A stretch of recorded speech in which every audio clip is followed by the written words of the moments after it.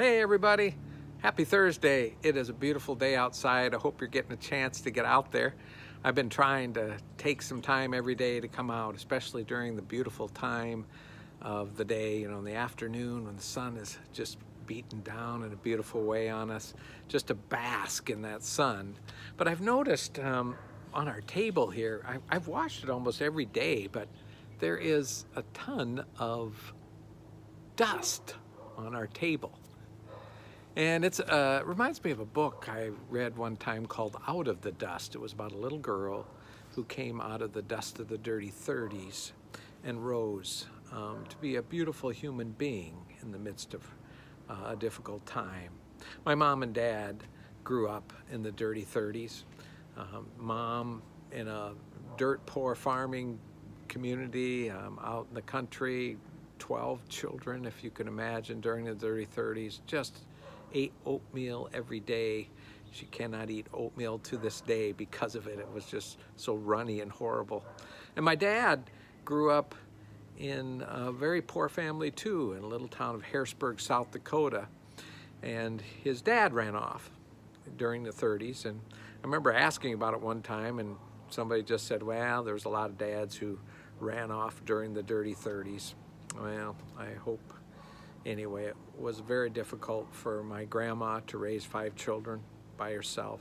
She cleaned houses to make ends meet during the 30s and finally got a job at a post office as a postmistress and did a fantastic job. She was wonderful there in Harrisburg, South Dakota.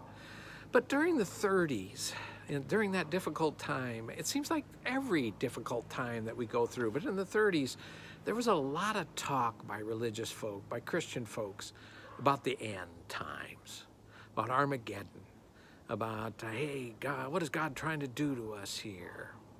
And I find that I hear some of that talk during the virus, during this time of COVID-19. And I just want to say, I think it's just terribly bad theology.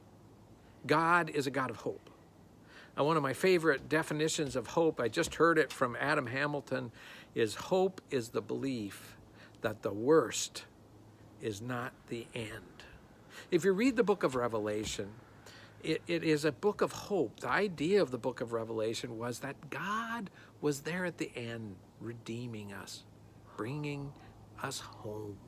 That was the end. It wasn't supposed to be a book that scared everyone. It was supposed to be a book of hope. We Christians, in the end, if we stand for anything, it is hope in difficult times. It is that this is not going to be the last of it. There will be a rising. So I hope today, as you think about this world, and as we struggle through it, it's a dusty time, right? Keep your head up and learn to hope. There's something coming that's better. It's kind of a corny story, but I love to tell it sometime at funerals. It's about an older woman who asks her pastor to come by, and she wants to plan her funeral. And so the pastor comes by, and the pastor talks to her about all the hymns she wants, the scripture passages, and then she says, hey, make sure when I die that there is a fork in my casket. And he says, okay. And finally he asks, okay, I got to ask the question, why a fork in your casket? And she says, well, when I was a kid, we used to have a big fellowship hall down in the basement of our church, and we'd always have these wonderful meals. And afterwards, the pastor would say, hey, make sure you save your forks. Save forks, for the best part is coming last, the dessert. And she said, hey, I've lived a wonderful life, but I can't wait to taste some of that wonderful dessert. We are a people who believe that the worst isn't the last. There's always something after the worst. And that, my folks and friends, is Easter. Have a great day. Look up at the sky today, please, and find some hope and go for it.